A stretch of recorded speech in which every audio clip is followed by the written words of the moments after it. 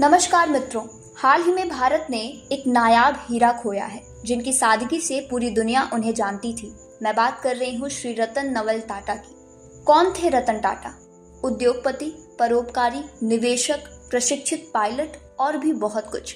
Sir Ratan Tata को जितना परिभाषित किया जाए शायद उतना कम है। लंदन में इनको सर की उपाधि दी गई, जिसे यूके में ऑनरेरी नाइट कहते हैं, उसका टाइटल इन्हें दिया गया। सुप्रसिद्ध उद्योगपति सर रतन टाटा का जन्म 28 दिसंबर 1937 को मुंबई में हुआ था, जो कभी ब्रिटिश भारत में बम्बई के नाम से जाना जाता था।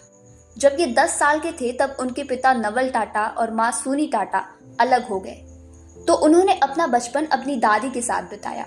1955 में रतन टाटा 17 साल की उम्र में यूएस चले गए और वहां की कॉर्नेल यूनिवर्सिटी से आर्किटेक्चर की पढ़ाई की। इस यूनिवर्सिटी से उनका खास लगाव रहा है। कॉर्नेल यूनिवर्सिटी में टाटा स्कॉलरशिप भी दी जाती है, जिसके जरिए भारतीय छात्र विदेश में जाकर पढ़ाई करने का सपना पूरा कर सकते हैं। 1975 में उन्होंने हार्वर्ड बिजनेस स्कूल से एडवांस मैनेजमेंट का कोर्स किया। सर रतन टाटा 1962 में जब अमेरिका से भारत आए तो इनकी पहली नौकरी जमशेदपुर के अंदर टाटा स्टील में लगी। और पता है आपको कि वो फ्लोर पे काम किया करते थे, जो एक कठिन और मुश्किल काम था।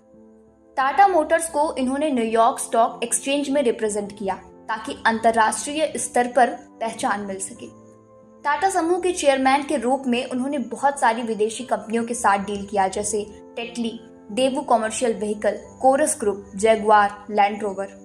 सर रतन टाटा महादानी थे। ये कंपनी के प्रॉफिट का 66% चैरिटेबल ट्रस्ट में दान कर देते थे।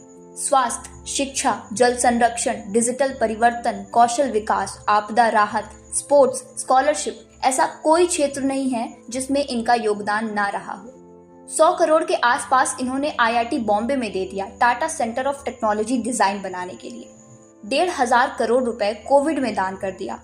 1971 में सर रतन टाटा को नेल्को का प्रभारी निदेशक बनाया गया। 1981 में टाटा इंडस्ट्रीज के डायरेक्टर बने।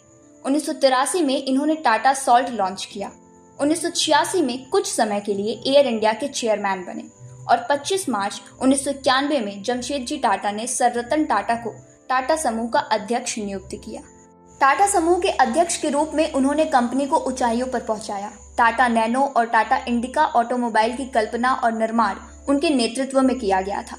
28 दिसंबर साल 2012 में अपने 75वें जन्मदिन पर सर रतन टाटा ने टाटा समूह के अध्यक्ष पद से इस्तीफा दे दिया।